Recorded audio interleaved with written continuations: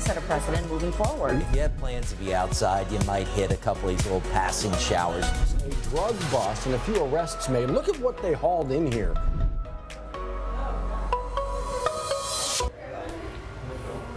Good morning. We've got some questionable concerns for the peanut gallery.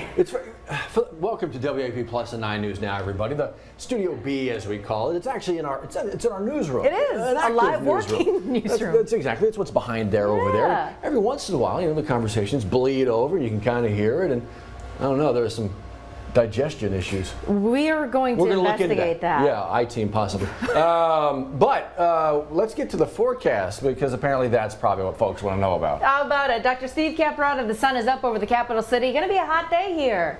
My forecast calling for TMI in the newsroom today, apparently.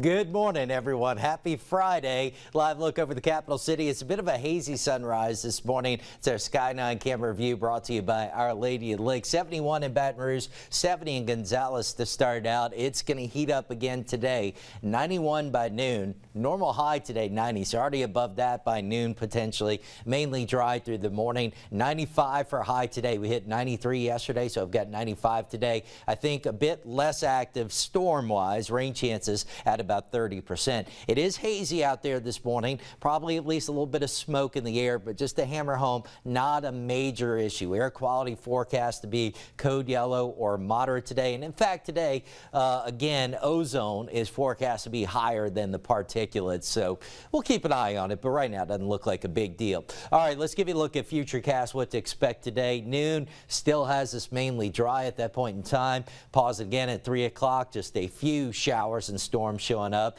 Here we are at 6 o'clock. You get the idea. It doesn't look as active as what we saw yesterday. On into the evening, 1 or 2 hanging on, but not a whole lot showing up today. Unfortunately, that could change tomorrow, giving you a first alert to the potential not only better rain chances, but what could be a few strong storms. In fact, the Storm Prediction Center upgrading the severe weather threat across parts of the Deep South. Now a 3 out of 5 tomorrow from Dallas to Shreveport, but locally areas just west and northwest of Baton Rouge upgraded to a 2 out of 5 slight risk. Now Baton Rouge, Hammond, near Macomb, New Orleans to near Homa under a 1 out of 5 marginal risk of severe weather tomorrow. So let's give you a look at tomorrow here on Futurecast. The morning starts out mainly dry.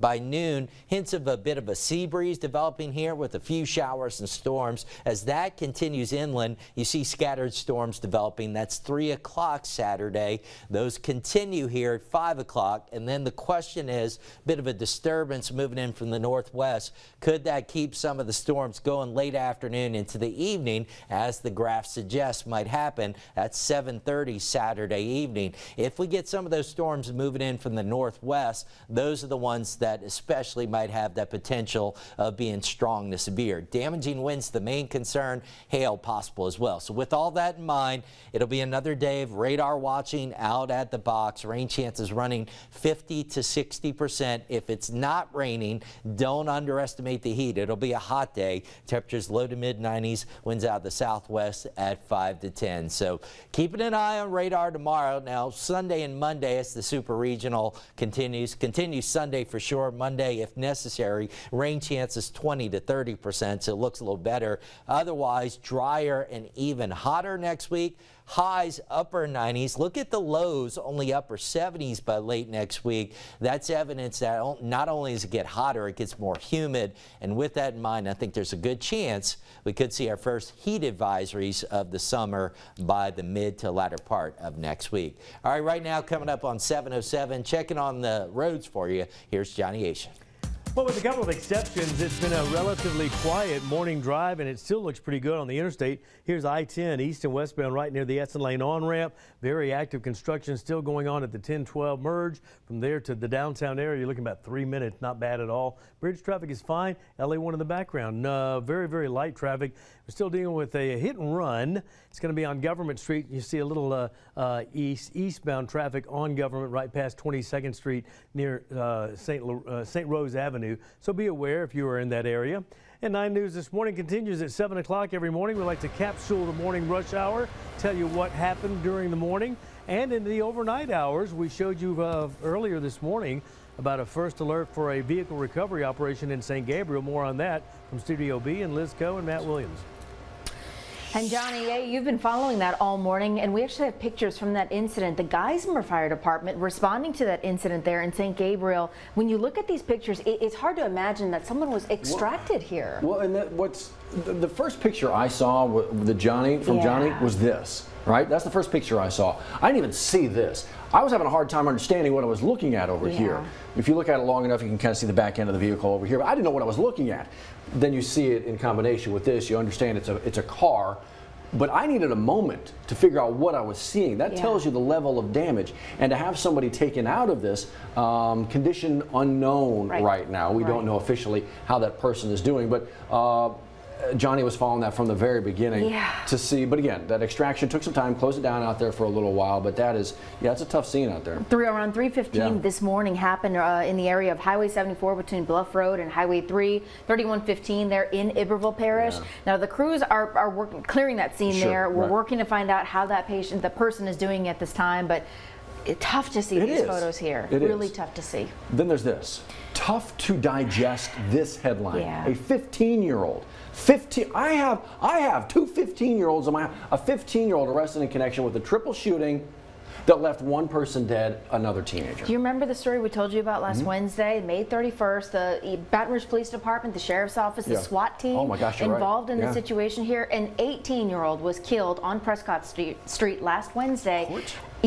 Prescott Court, I'm sorry. Yes, that's where it is. In the Baton Rouge Juvenile Detention Center, that's where that 15-year-old suspect is in right now as he faces a first-degree murder charge. And so we're talking about, of course, the death of Lenny Douglas right there back on May 31st. So what exactly happened? Any more charges going to be coming their way? Any more arrests going to be made with this? Because when you talk about the number of agencies that are involved, when SWAT is involved, when somebody is killed, the number of people injured as well, there still could be more to come. The investigation is still ongoing. We're keeping our eyes on that. Along with this, we're also watching school brawls, right? The school year might be over, but our I-team has been kind of keeping track of all of the different school brawls that have happened. A number of viewers have sent to us videos of these brawls because either their children were involved or they were sent that video. So the I-team tracked the amount of incidents happening over the 2022-2023 school year. They found over 3,400 incidents, 3,400 across EBR schools.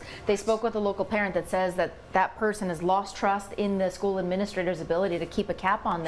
School administrators, Scotty spoke with them too about what they're doing to fix the issue here. But we're seeing incidents of this, social media, right? Kids are sharing these videos almost like a sense of pride. So how do you curb all of that, especially when you talk about the summertime months where there's idle time. There's idle time for kids to just sit. Well, Scotty, reviewing all the numbers for you, talking with some of the parents, talking with school officials to see what can be done to fix it. All right there. Liz said it all right there waiting for you. Boy, I tell you, difficult days yesterday. We're remembering a couple of folks in our community, including this woman here, of course, Rachel Hahn, killed a boating crash along the Mississippi River. Memorial Day weekend, if you can believe that happened. Well, a number of different agencies involved in the search before they ultimately called that off. Well, her friends and family have been gathering, really trying to preserve her memory, and they gathered yesterday, which was really beautiful in a sense because they did it with all of her favorite things. They ordered pizza, they had boxed wine, they had cookies, they had all of the things that she loved. And Matt, I can't think of a better way to remember someone you love by sharing and indulging in the things that she loved. I love the fact that somewhere along the line our conversation was had, who's bringing the boxed wine? Remembering a loved one and a friend. Lawmakers yesterday wrapping up the special session, long time coming. You would think something like the budget would be a top attention getter, the length of session, but it really got the bulk of the attention last minute, last second. A lot of folks didn't have a chance to really read into the details and then to vote on it. So much so, there's vitriol between lawmakers and the House Speaker, placing the blame on both and saying, lawmakers saying they didn't have enough time to review some of those adjustments there for the budget. $100 million being cut from the Department of Health, which a lot of people didn't see coming. So keep in mind, the governor has the power to veto some of these line items in that budget, so we'll see what he does moving forward. A lot of things going on this week, and a lot of things going on today. A lot of things focused on bettering our neighborhoods, keeping them as safe as we possibly can, getting involved. And Kelly Hubbard was live this morning talking about one of them. apparently all you got to do is jump on a bike. That's it. So if you've ever seen those community bike rides, another one, Pedaling for Peace, There you go. happening tonight. The goal is to start over at Shoppers Value there on Government Street. The goal of these events is to prevent what we saw last week. The 15-year-old involved, a ridiculous. suspect involved in an 18-year-old killed on Prescott Court. That's why the city is hosting the Summer of Hope events, to avoid situations like that, to keep kids busy tonight. So if you have a family here, or you are a teenager yourself, or you know some neighborhood kids, round them up, grab a bike, come on out to Pedaling for Peace. Round them up. Yes. Round them up. Get on out Ride there. your bike. Let's do this as well. West Baton Rouge Parish. We've talked about this. We've talked about a bunch of meal giveaways this summer, trying to fill the gap for those students who aren't getting the breakfast and lunch from school. West Baton Rouge Parish, big meal giveaway today. How about you pick up a free box worth of food? Box. We're talking breakfast, lunch, all nutritious food provided all for you. And that's going to be provided every Friday in the month of June from 9 to 11 a.m. at the Port Allen High School on Rosedale Road. Think about that, Matt. Kids having breakfast and lunch every single day. It's really ridiculously important. So jump online, find the story, find the details. It's right there waiting for you. Yes. Speaking of details, big day today for the purple and gold. Not talking about baseball. That is still to come. Track and field at the NCAA championships. It's been going on since Wednesday, Thursday, Friday, Saturday. The men's finals are today. Women's finals tomorrow. It's probably going to be hot there in Austin, just like here, though. Well, and I tell you what, it's going to be hot tomorrow. But tomorrow, Steve, obviously we've got the Super Regionals happening at Alex Box Stadium. While it is going to be hot, we're keeping our eyes on a couple of storms too. Yeah, that's right. It's going to be another day. Keeping an eye on radar. Keep our first alert weather app handy. Tomorrow's rain chances running 50 to 60%. Afternoon, evening. I know. Just the messenger here, Johnny. You know this. Look, when everybody's stuck on the bridge, do I blame you? No. All right. Fair enough, right? That Fun is to blame fair. the weather Just guy the for message. bad So weather. yes, The weather boy. weather could be an issue out there again tomorrow. And by the way, as I've been saying, even if it's not raining, don't forget the heat. Low to mid 90s temperature-wise. Oof, good to all keep in mind. All right, they should have started this series on a Friday. Did they really not should've. see the NCAA, what regionals were like last weekend? Would have been You're nice. suspect. You're suspect. See you in 10 minutes.